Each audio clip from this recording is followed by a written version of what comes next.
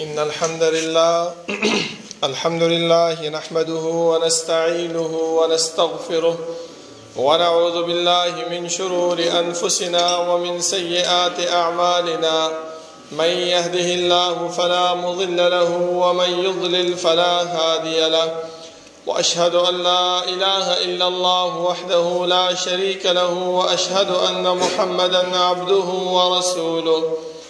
يا أيها الذين آمنوا اتقوا الله حق تقاته ولا تموتن إلا وأنتم مسلمون.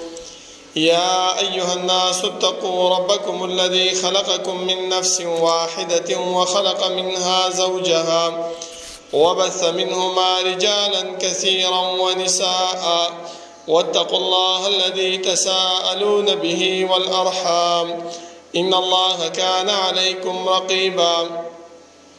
يا أيها الذين آمنوا اتقوا الله وقولوا قولا سديدا يصلح لكم أعمالكم ويغفر لكم ذنوبكم، ومن يطع الله ورسوله فقد فاز فوزا عظيما. أما بعد، فإن خير الحديث كتاب الله، وخير الهدي هدي محمد صلى الله عليه وسلم، وشر الأمور محدثاتها، وكل محدثة بدعة، وكل بدعة ضلالة، وكل ضلالة في النار. أعوذ بالله من الشيطان الرجيم. بسم الله الرحمن الرحيم. قاف والقرآن المجيد. بل عجبوا أن جاءهم منذر منهم فقال الكافرون هذا شيء عجيب. أإذا متنا وكنا ترابا ذلك رجع بعيد. قد علمنا ما تنقص الأرض منهم وعندنا كتاب حفيظ. بل كذبوا بالحق لما جاءهم فهم في أمر مريج. أفلم ينظروا إلى السماء فوقهم كيف بنيناها وزيناها وما لها من فروج. والأرض مددناها وألقينا فيها رواسي وأنبتنا فيها من كل زوج بهيج، تبصرة وذكرى لكل عبد منيب. ونزلنا من السماء ماء مباركا فأنبتنا به جنات وحب الحصيد، والنخل باسقات لها طلع نضيد، رزقا للعباد، وأحيينا به بلدة ميتا كذلك الخروج. كذبت قبلهم قوم نوح وأصحاب الرس وثمود وعاد وفرعون وإخوان لوط وأصحاب الأيكة وقوم تبع كل كذب الرسل فحق وعيد. أفعينا بالخلق الأول بل هم في لبس من خلق جديد. ولقد خلقنا الإنسان ونعلم ما توسوس به نفسه ونحن أقرب إليه من حبل الوريد. إذ يتلقى المتلقيان عن اليمين وعن الشمال قعيد. ما يلفظ من قول إلا لديه رقيب عتيد. وجاءت سكرة الموت بالحق ذلك ما كنت منه تحيد ونفخ في الصور ذلك يوم الوعيد وجاءت كل نفس معها سائق وشهيد لقد كنت في غفلة من هذا فكشفنا عنك غطاءك فبصرك اليوم حديد وقال قرينه هذا ما لدي عتيد ألقيا في جهنم كل كفار عنيد مناع للخير معتد مريب الذي جعل مع الله إلها آخر فألقياه في العذاب الشديد قال قرينه ربنا ما أطغيته ولكن كان في ضلال بعيد قال لا تختصموا لدي وقد قدمت إليكم بالوعيد ما يبدل القول لدي وما أنا بظلام للعبيد يوم نقول لجهنم هل امتلأت وتقول هل من مزيد وأزلفت الجنة للمتقين غير بعيد هذا ما توعدون لكل أواب حفيظ من خشي الرحمن بالغيب وجاء بقلب منيب ادخلوها بسلام ذلك يوم الخلود لهم ما يشاءون فيها ولدينا مزيد وكم أهلكنا قبلهم من قرن هم أشد منهم بطشا فنقبوا في البلاد هل من محيص إن في ذلك لذكرى لمن كان له قلب أو ألقى السمع وهو شهيد ولقد خلقنا السماوات والأرض وما بينهما في 6 أيام وما مسنا من لغوب فاصبر على ما يقولون وسبح بحمد ربك قبل طلوع الشمس وقبل الغروب ومن الليل فسبحه وأدبار السجود واستمع يوم ينادي المناد من مكان قريب يوم يسمعون الصيحة بالحق ذلك يوم الخروج إنا نحن نحيي ونميت وإلينا المصير يوم تشقق الأرض عنهم سراعا ذلك حشر علينا يسير نحن أعلم بما يقولون وما أنت عليهم بجبار فذكر بالقرآن من يخاف وعيد اللهم صل على محمد وعلى آل محمد كما صليت على إبراهيم وعلى آل إبراهيم إنك حميد مجيد اللهم بارك على محمد وعلى آل محمد كما باركت على إبراهيم وعلى آل إبراهيم إنك حميد مجيد بسم الله الرحمن الرحيم قد أفلح من تزكى وذكر اسم ربه فصلى بل تؤثرون الحياة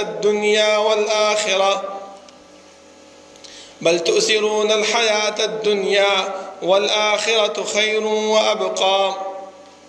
الله رب العالمين حمد و ثناء او جناب محمد رسول الله صلى الله عليه وسلم باندې درود او سلام نه بعد زما معزز او محترم الله رب العالمین چې موږ د دنیا کې پیدا کړیو زموږ د پیدایش مقصد هغه بیکاره او عبث نه بلکې الله رب العالمین موږ چې کوم مقصد د پاره د دنیا کې را لګلیو نو هغه الله رب العالمین خپل بیان کړی دی چې وما خلقت الجن والانس الا ليعبدون ما انسانان او پیریان نه پیدا کړی مگر خپل عبادت لپاره.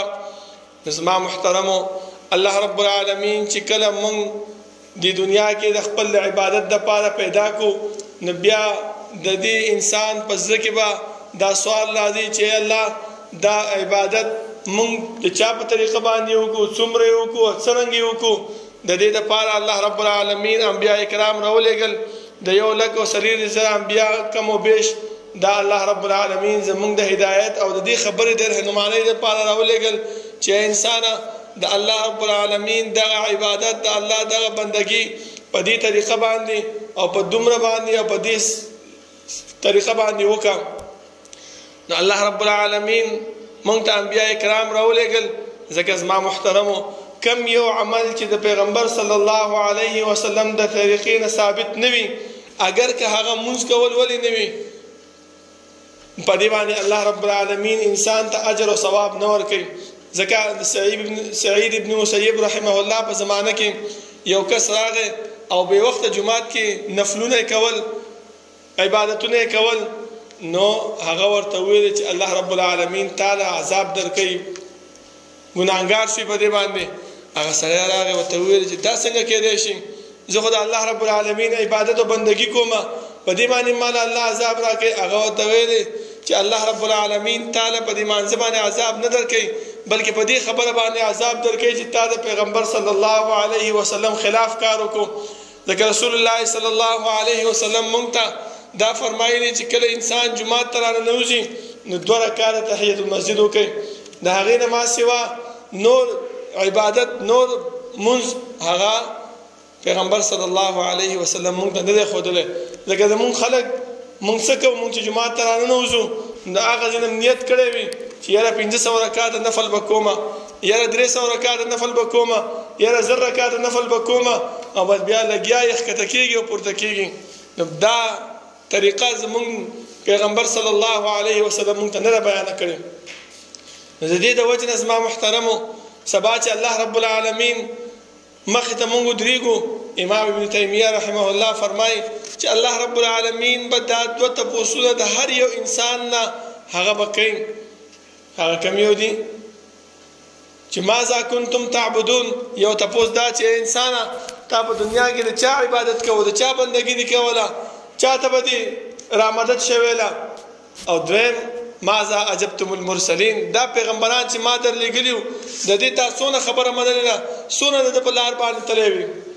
زما محترمو موږ باندې الحمدلله الله رب العالمین د عظمتونو او د برکتونو والا میاشت چې رمضان المبارک دی هغه تیر کړو.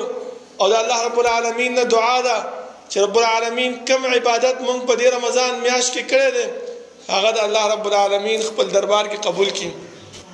ځکه زما محترمو صحابه کرامو به چې کله رمضان ته به نږدې میاشتې پاتې شوې نو دا دعا به یې کوله چې اللهم بلغنا رمضان، ای الله د رمضان میاشت ته ما ورسې چې زه په هغې کې ستا عبادت او بندګي وکړم. نورو میاشتو کې هم هغه عبادت او بندګي کوله، خو دا رمضان میاشت داسې وه چې په دې کې عبادت او بندګي هغه الله رب العالمین د هغې اجر او ثواب په ډبل چنده ورکوي، 2 چنده باندې ورکوي. ځکه به هغو د دې رمضان د عبادتونو سوال به د الله نه کولو. خو چې کله به بیا دا رمضان تیر شو او کوم عبادت او کوم بندګي به چې کړې وه د هغې د قبولیت سوال به یې کوو چې الله دغه عبادت زما نه په خپل دربار کې قبول کړه. ځکه سبا که چېرته موږ د الله رب العالمین مخې ته ورشو، الله راته وایي چې انسانه زه دا ستا عبادت ما نه دی قبول کړی، دا زما پیغمبر طریقه باندې نه و، ما چې کوم پیغمبر تا راته لېږلی و د هغې په طریقه باندې دغه عبادت نه و، دا مې تا نه قبول کړی نه دی، زه لاړ شه. نو بیا به موږ الله ته څه وایو محترمو؟ هېڅ هم نشو ویلی. جهنم بیا زمونږ ځای ګرځېږي.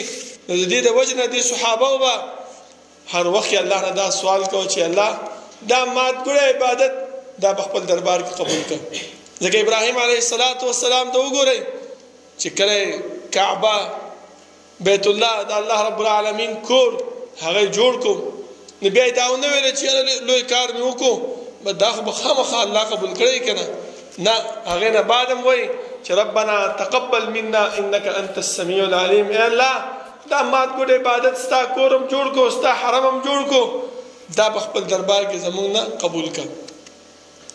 نو د قبولیت سوال هغه لازما کول پکار دی، په ځان باندې غره کېدل نه دي پکار چې یاره ما خو ډېر عبادت وکړو، ما خو په رمضان کې 2 ځله قرآن شریفونه ختم کړل، 5 ځله مې قرآن شریف ختم کړو، اعتکاف ته ناست وم، داسې عبادت مې کړی دی، تهجد مې کړی دی، تراویح مې نه دي پرېښي، دا مې کړي دي، هغه مې کړي دي. نه، ټیک ده، تا هر څه کړي دي، دا د الله رب العالمین او د پیغمبر حکم و، تا کړی دی، تا هغه پوره کړي دي، د دې به الله تعالی اجر درکوي.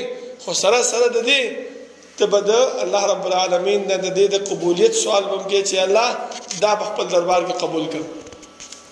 ځکه زما محترمو ما چې کوم یو آیاتونه ستاسو په حضور کې ولوستل په دې کې الله رب العالمین فرمایي چې قد افلح من تزکا، کامیاب هغه انسان دی چې هغه پاک کړی شو. څنګه پاک شو؟ عبادت یې وکړو، بندګي یې وکړله، د الله رب العالمین په لار باندې روان شو. خو چې الله رب العالمین د دې انسان دغه اعمال په خپل دربار کې قبول کړی وي نو دغه انسان څه پاک شو؟ د څه شي نه پاک شو؟ د جهنم د اور نه پاک شو، د قیامت د ورځې د سختۍ نه پاک شو، الله رب العالمین مخکې چې ورځي نو کامیاب او خوشحاله به ورځي. نو چې دا اعمال قبول شوي نه وي زما محترمو نو بیا به مونږ څه کوو؟ دویم خبره هغه دا ده چې دا نه چې بس صرف د رمضان المبارک میاشت وه، په هغې کې به مونږ تلاوت هم کولو، په هغې کې به مونږ چې دی نو د الله رب العالمین د رضا کولو کوشش به هم کولو، په هغې کې به هم جمع سره مونځ به هم کولو، تراویح به هم کولې، خو چې کله رمضان ختم شو نو بس هغه اعمال هم څه شو؟ ختم شو. نه، بلکې په کار مونږ ته دا دی زما محترمو چې ټولو کې اول مونږ خپل ځان سره دغه حساب و کتاب وکړو. ځکه عمر رضی الله عنه فرمایي چې حاسبوا قبل ان تحاسبوا، خپل ځان سره حساب وکړئ مخکې د دې خبرې نه چې تاسو سره حساب و کتاب وشي. څه شي حساب وکړو؟ حساب په خپل ځان سره به دا وکړو چې آیا زه چې په رمضان نه مخکې څنګه وم او اوس په رمضان کې څنګه یم او د رمضان نه بعد بیا څنګه یم. آیا رمضان نه مخکې ما مونځ جمع سره کولو؟ رمضان کې خو ټیک ده ما ټول مونځونه په جمع سره کړي دي، تراویح مې کړي دي، قرآن کریم تلاوت مې کړی دی.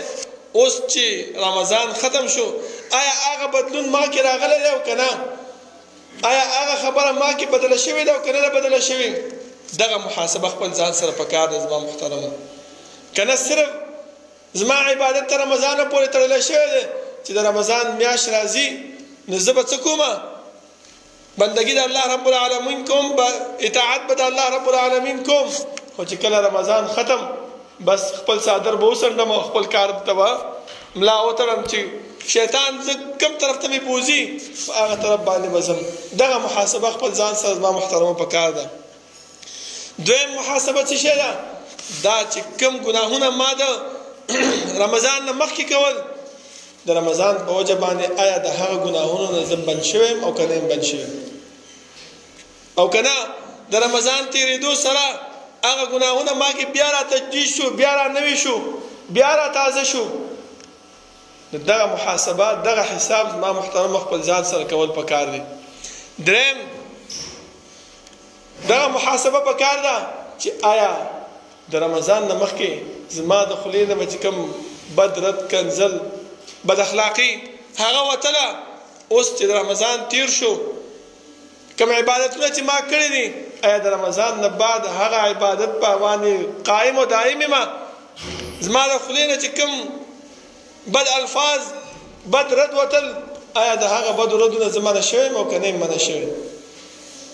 زما محترمو دغه ټول عبادتونه او دغه محاسبه چې انسان خپل ځان سره وکړي نو الله رب العالمین بیا د دې انسان عبادت قبلوي زما محترمو. ځکه که چېرته مونږ کې دغه شان بدلون نه وي راغلی، صرف دا بدلون زمونږ د رمضان پورې تړلی شوی چې یاره رمضان میاشت ده نیکۍ به هم کومه، تلاوت به هم کوم، روژې به هم نیسم، خو چې رمضان تیر شو بس صادر څنډمه هر څه ختم، څنګه چې مخکې وم هغه شانتې به یم. نو نه زما محترمو په دې باندې زمونږ عبادتونه نه قبلېږي، بلکې الله رب العالمین هغه عبادت زمونږ په دې سر باندې واپس راولي چې دا واخله د یو میاشت عبادت دی هغه یو میاشت پوره شوله او بس خبره ختمه شوه. د پکار دا دی زما محترمو چې موږ د الله رب العالمین مخې ته ورځو او الله رب العالمین زموږ نه دا حساب و کتاب اخلي. ځکه د خوشحالۍ ورځ تاسو وګورئ چې رمضان سخت میاشت ده، سړی پکې اولګه تېروي، سړی پکې تنده تېروي، سړی پکې نور سخته تېروي. دا سخته چې تېره کړي چې میاشت ختمه شي د هغې نه بعد څه راځي؟ اختر د خوشحالۍ ورځ راځي، انسان خوشحالېږي. نو چې کله دا عبادتونه او دا بندګي د الله رب العالمین په در کې قبول شوی وي نو په انسان باندې به هغه خوشحالي د قیامت په ورځ باندې راځي چې هغه عبادتونه الله رب العالمین قبول کړی وي. خو مونږ علما فرمایي چې کله کوم انسان عبادت کوي، دعا غواړي او هر قسم معاملات کوي نو په انسان په زړه کې دوه خبرې کېدل پکار دي چې دا دوه خبرې د انسان په زړه کې موجود وي. هغه څه شی دی؟ یو رجا ده، بل امید ده. خوف او رجا چې د الله رب العالمین نه یریږي چې یاره دا عبادت مې وکړو، دا بندګي مې وکړه، دا دعا مې وکړه، آیا الله به دا قبول کړي او که نه به قبول کړي؟ دغه یره د انسان په زړه کې موجود وي. بل امید ساتل پکار دي چې یاره دا زما رب دی، دا زما خالق دی، دا زما مالک دی، ان شاء الله الله رب العالمین به خامخا زما دا دعا څه کوي؟ قبلوي به. امید ساتل پکار دی الله رب العالمین نه. ځکه زما محترمو صحابه کرامو باندې به چې کله کوم مصیبت راغی، کله به کوم تکلیف راغی، کله به کوم بیماری راغله، سمدستي به هغه جومات ته رالل او د الله رب العالمین ته به سر به سجود شو، د الله نه به دعا غوښتله او امید به دا ساتلو چې ان شاء الله الله رب العالمین هغه څه کوي؟ قبلوي. خو موږ څه کوو زما محترمو؟ زمونږ د وختونه هغه خبرې تلې دي، هغه طریقې موږ نه تلې دي. موږ څه کوو؟ موږ یا دمګرو پسې ګرځو، یا تعویذګرو پسې ګرځو، او یا چې دی نو بل داسې باباګانو پسې منجورانو پسې ګرځو چې یاره دم را باندې واچوي، یاره یو ښه شان تعویذ راله راکړي چې یاره دې تعویذ سره زه ښه شم او دې دم سره زه څه شم؟ ښه شمه. دغه عبادتونه او دغه طریقې دا د الله نه دي خوښ او د پیغمبر صلی الله علیه وسلم په احکاماتو کې موجود نه دي. نو څنګه به الله رب العالمین موږ نه دا قبول کړي زما محترمو؟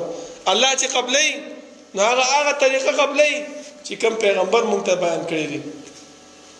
ځکه علما فرمایي چې کله انسان باندې اختر راځي نو اختر کې دا سوچ نه کوي چې یاره ما چې دی نو تا نوي کپړې واچولې، اومې لامبل او ښایسته چپلې مې واچولې، لیکن اختر په هغه انسان باندې راځي چې هغه ځان ویری او د الله رب العالمین سره د ملاقات امید وساتي چې یاره دا عبادت او دا بندگی ما وکړله، ما ته پیغمبر په دې باندې حکم کړی دی او الله رب العالمین مخې ته چې ورځم نو الله به ما کامیاب او کامران را لیږي. د دې د وجې نه زما محترمو پکار دا دی چې مونږه دا سوچ او دا فکر په خپل زړه کې واچو چې مونږ په رمضان کې څنګه او د رمضان نه بعد څنګه یو. آیا مونږ کې بدلون راغلی دی او که نه راغلی؟ که بدلون راغلی وي خو دغه اعمال د الله رب العالمین په در کې قبول دي، او که بدلون مونږ کې نه راغلی نو دغه اعمال بیا زمونږ د الله رب العالمین په در کې زما محترمو هغه څه دي؟ قبول نه دي. اوس کوم نیکیانې مونږ کړي دي، کوم بندګي د الله رب العالمین مونږ کړې ده، د هغې اوس حفاظت پکار دی. حفاظت یې څنګه دی؟ حفاظت یې دا دی زما محترمو چې په هغې باندې همیشګري پکار ده. لکه څنګه چې مونږ په رمضان کې تراویح په اهتمام سره کولې، همدغه شانتې مانځله به په اول صف کې ودرېدلو، یو رکعت به هم رانه نه تللو، اذان سره به مونږ جومات کې حاضر وو. دغه د دې نیکو حفاظت دی زما محترمو. ځکه دا د الله رب العالمین شکریه ده چې الله رب العالمین مونږ باندې کم احسان کړی دی، کم فضل کړی دی، کومه ښېګړه کړې ده، د هغې ښېګړې مونږ څه ادا کوو؟ شکریه ادا کوو. ځکه رسول الله صلی الله علیه وسلم ته الله رب العالمین مخکیني او وروستني ټول ګناهونه معاف کړي وو، خو بیا هم مونځ به یې کوو. صحابه کرامو ورته تپوس وکړو چې د الله رسوله ته ولې دومره ودرېږې، ولې ډېر د ودرېدو سره خپل پنډۍ مبارکې دې وپړسولې؟ نو رسول الله صلی الله علیه وسلم وفرمایل چې افلا اکون عبدا شکورا، ایا زه د الله رب العالمین شکرګزار بنده نشم چې الله ما باندې دومره احسان وکړو چې زما ګناهونه یې معاف کړل، مخکیني او وروستني ټول راته معاف کړل، نو زه د الله رب العالمین شکریه ادا نه کړم. نو شکریه څه شی دی؟ هغه دا بندګي او عبادت دی زما محترم. نو د دې نیکو لکه څنګه به چې د رمضان مبارک کې مونږ تلاوت کولو ښه په اهتمام سره، رمضان مبارک کې به چې کوم دی د سهار مانځله مونږ ښه په اهتمام سره به راتللو، رمضان مبارک کې به مونږ تراویح ته ښه په اهتمام سره راتللو، رمضان مبارک کې مونږ دا نور منځونه ښه په جمع سره به مو ادا کول. دا ټولې خبرې زما محترمو. قرآن کریم تلاوت به مو ښه په اهتمام سره کولو، تسبیح به مو لاس کې نیولې، ذکر اذکار به مو ښه په اهتمام سره کولو. دا ټول خبرې هغه دي چې په دې باندې مونږ استمرار وکړو نو دا د الله رب العالمین شکریه هم ده او الله رب العالمین په دې باندې رضا کېږي هم. ځکه رسول الله صلی الله علیه وسلم فرمایي عبادت لږ وي خو همیش وي، دا د الله رب العالمین ډېر خوښ ده. 2 رکعاته نفل کوه، یو پاڼه تلاوت د قرآن کریم کوه، سلسله سبحان الله الحمدلله الله اکبر وایا، دا لږ شان د عبادت دی، په دې باندې 15 منټه 10 منټه لګي، خو دا څه کوه همیشه کوه. دا نه چې نن دې وکړو او سبا د نه بیا هیر وي، سبا دې وکړو بله ورځ نه بیا هیر وي، نه، بلکې لږ شانتې عبادت کوه خو همیشه کوه. دا د الله رب العالمین ته ډېر محبوب او ډېر خوښ عمل دی، په دې باندې الله وایي ډېر خوشحالېږي. نو زما محترمو، ځکه حدیث کې رسول الله صلی الله علیه وسلم فرمایي که چېرته موږ په دې خپلو اعمالو باندې په دې نیکو باندې حفاظت ونه کړو، نو یو حدیث موږ ته پیغمبر صلی الله علیه وسلم بیان کړی، هغه ډېر خطرناک دی زما محترمو. هغه زموږ دا ټول اعمال، زموږ دا ټوله نیکي دا بربادوي. هغه څه شی دی؟ یو ورځ پیغمبر صلی الله علیه وسلم د صحابه کرامو نه تپوس وکړو، من المفلس فیکم، ای زما صحابو تاسو کې غریب سړی څوک دی؟ هغه وویل چې من لا درهم له ولا متاع، چا سره چې پیسې نه وي، کور نه وي، ګاډی نه وي، بنګلې نه وي، دا غریب سړی دی که نه؟ پیغمبر صلی الله علیه وسلم فرمایي ټیک ده، دا ستاسو په نسبت باندې غریب دی، لیکن د الله رب العالمین په نسبت باندې غریب هغه انسان دی چې د قیامت په ورځ باندې راشي او ډېر منځونه یې راوړي وي، ډېر زکاتونه یې راوړي وي، ډېر حجونه یې راوړي وي، ډېرې عمرې یې راوړي وي او ډېر د الله رب العالمین بندګي کړې وي، خو خپل د نیکو حفاظت یې نه وي کړی. چې داسې ځي دې ته کنځل کوي، چې داسې ځي دې له بدرت وایي، چې داسې ځي دې سره هلک د سپېړه ورکوي، چې داسې ځي د دې انسان بېعزتي کوي، دا انسان د خلکو منځ کې سپکاوی کوي، داسې چې ځي نو دې پسې غیبت کوي، د دې سره حسد کوي، د دې سره کینه کوي. دا هغه اعمال زما محترمو چې نن سبا موږ دې ته ورکوټې ګورو، سره زموږ په ذهن کې هم نه راځي چې دا به ګناه وي. دا داسې لکه حدیث کې راځي رسول الله صلی الله علیه وسلم فرمایي چې مسلمان ورور ګناه وکړي وایي هغې ته داسې ښکاري لکه یو غر چې د ده په سر باندې پروت دی، او یو کافر او یو منافق هغه چې ګناه وکړي وایي داسې لکه په پوزه باندې چې مچ کښېني او داسې ورته ووهي او هغه مچ د خپل د پوز نه څه کړي لرې کړي. زما محترمو داسې راځي په هغې باندې. نو اوس مونږ ته هم پکار دی چې مونږ خپل ځان وګورو چې آیا مونږ نه ګناه وشي. ټیک ده، انسانان ټول ګناهګار دي، خطاکار دي، خو انسان ته دا ذهن کې پکار دی چې یاره ما نه ګناه وشو، سمدستي د الله رب العالمین ته توبه وباسي او الله رب العالمین د سر به سجود شي چې الله ګناه رانه وشوله، ته بخونکی مهربان ذات، بل رب نشته، بل خالق نشته چې هغه نه سوال وکړم، هغه ته سر به سجود شم او هغه ته د خپل د معافی د ګناه نه معافي وغواړم. الله رب العالمین په دې کلمه باندې په دې خبره باندې ډېر خوشحالېږي او ملایکو ته فخر کوي چې وګوره زما بنده ما نه غواړي او د ده په زړه کې دغه امید موجود دی چې زما نه علاوه بل رب بل خالق نشته دی. نو رسول الله صلی الله علیه وسلم صحابه ته وفرمایل چې د قیامت په ورځ به الله چې کله حساب کوي د دې انسان ته ډېرې نیکۍ به راوړي، طلب یې ښه درنه وي، الله به وایي چې جنت ته یې داخل کړي. دې کې به یو هغه سړی اواز وکړي چې هغه ده ورته بد رد ویلې، کنځلې ورته کړي، څه به وایي چې الله ده په دنیا کې ما ته بد رد ویلي وو، هسې بې ځایه ایسه پیسه کنځلې راته کړي وو، نه زما غلطي وه، نه ښه و نه بد و، او ده زه وهلی ومه. بل به راشي الله د ما پسې خبرې کړې وې، ای الله د ما پسې دغه دروغ تړلي وو، ای الله د ما ته دا ویلي وو، د ما ته دا ویلي وو، یو اوږد لین به لګېدلی وي زما محترمو زمونږ د بدو اعمالو. الله رب العالمین به ملایکو ته ووایي چې ته چې کوم نیکیانې کړي دا راواخلئ او د دې سړي په دې تله کې واچوئ. یو نیکي به راغستی کېږي، دې ته به ښودلی کېږي، بله نیکي به راغستی بل ته به یې ښودلی کېږي، بله نیکي به راغستی دې بل ته به یې ښودلی کېږي. ملایک به ورته وایي چې الله دا خلک خو لا قطار ولاړ دی او د دغو نیکیانې ختمې شولې.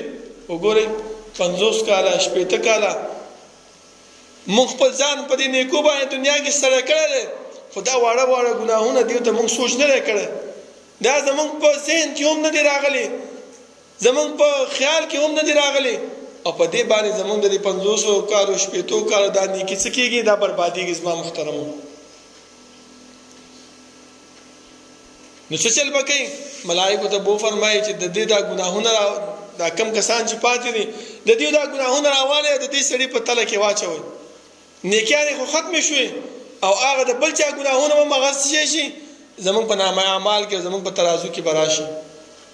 ولې ستا خو په ذهن کې دا خبره موجود ده چې یاره ما خو دنیا کې 40 کاله 50 کاله 60 کاله ډېر د الله عبادت کړی ډېر د الله بندګي مې کړې ده عمرې مې کړې دي حجونه مې کړي دي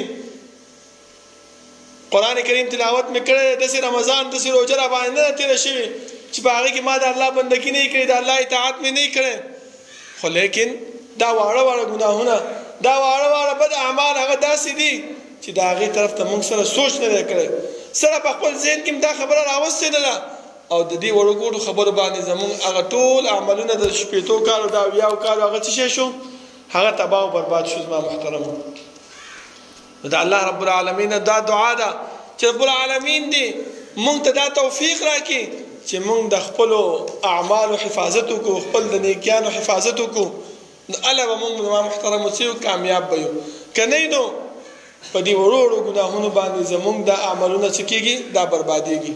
الله رب العالمین دې عمل کولو توفیق راکړي او الله رب العالمین دې موږ نه هغه اعمال واخلي چې هغه د هغې د خوشنودۍ ذریعه وي او هغه په خپل دربار کې هغه قبولیت اخلي. زما محترمو اقول قولي هذا واستغفر الله لي ولكم ولسائر المسلمين.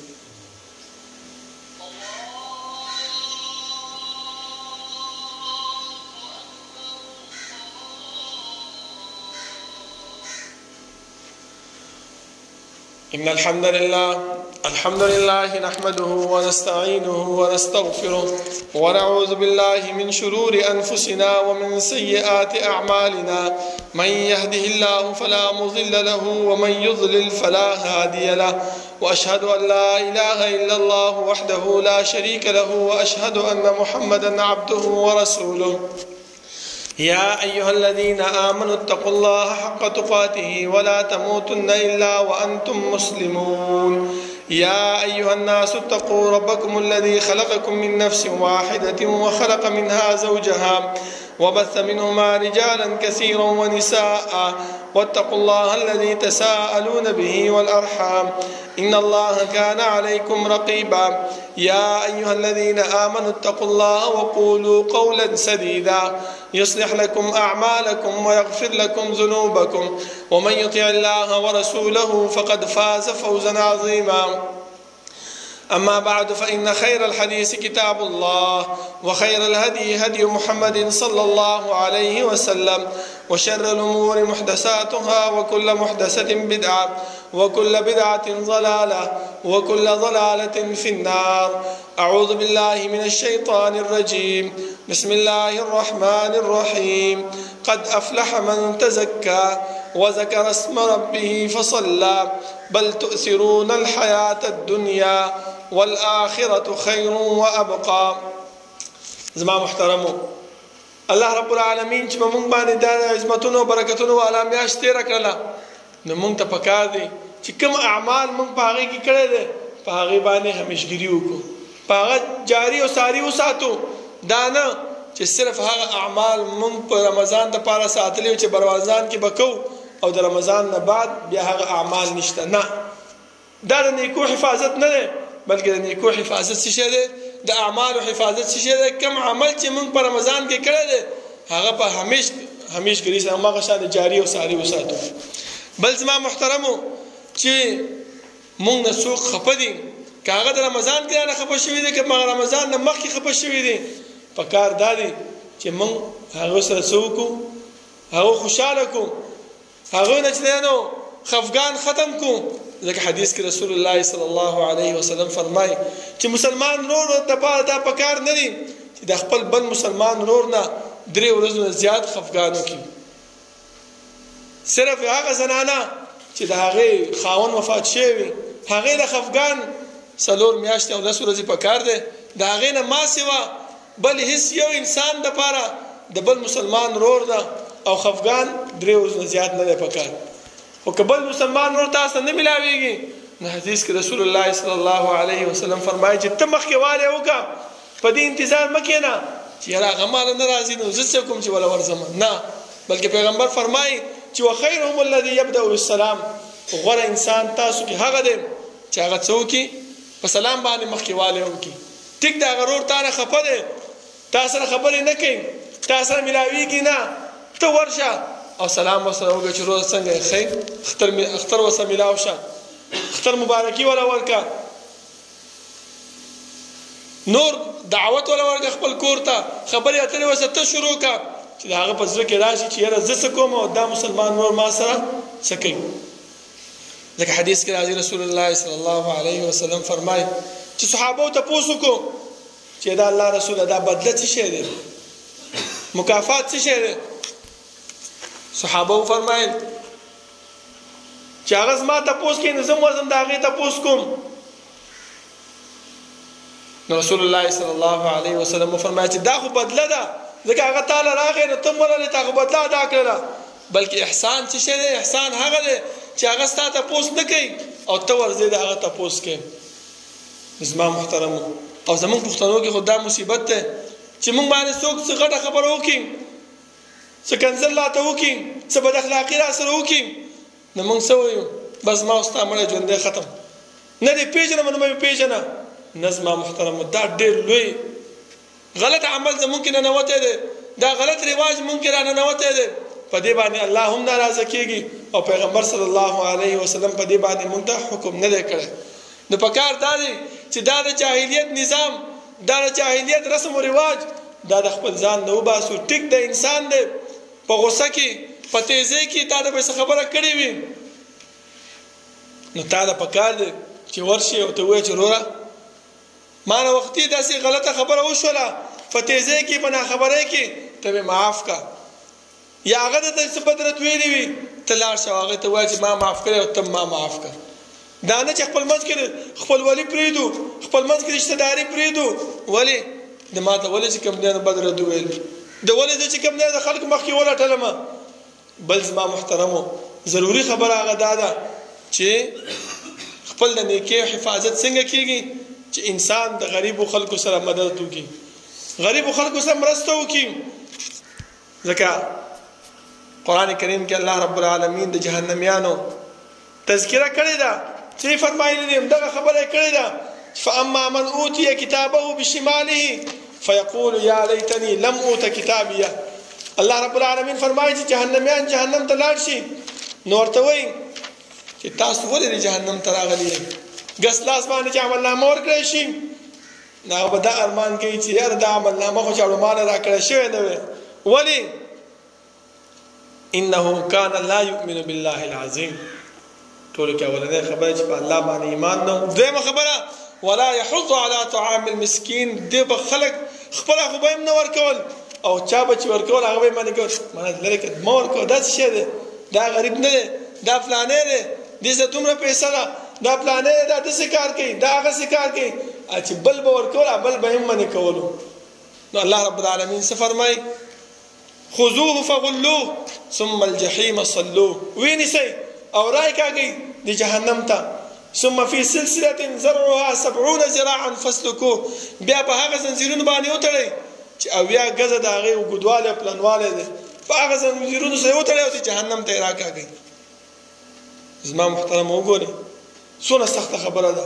دا خبرې موږ ته وړې ښکاري، انسان د خولې نه وباسي، خو دا د الله رب العالمین په نیز باندې ډېره غټه اوچته ګناه ده. زما محترمو پکار دا دی چې په خپلو اعمالو باندې همیشګري وکړو، خپل اعمالو حفاظت وکړو، کم کارونه چې موږ ته الله او د الله رسول بیان کړي دي په هغې باندې همیشګري وکړو او دې وړو وړو ګناهونو نه ځان بچو ساتو.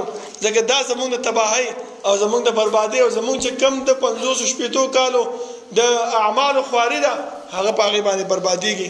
الله رب العالمین نه دعا ده چې الله رب العالمین د عمل کولو توفیق راکړي او الله رب العالمین د هغه اعمال موږ نه والي چې هغه د هغې د رضا او د خوشنودۍ ذریعه ګرځېږي او هغه اعمال د الله موږ نه والي چې سبا موږ د الله رب العالمین په نیز باندې مخې ته ولاړ یو او کامیاب او خوشحاله یو. الله موږ ته وایي چې جنت ته داخل شه.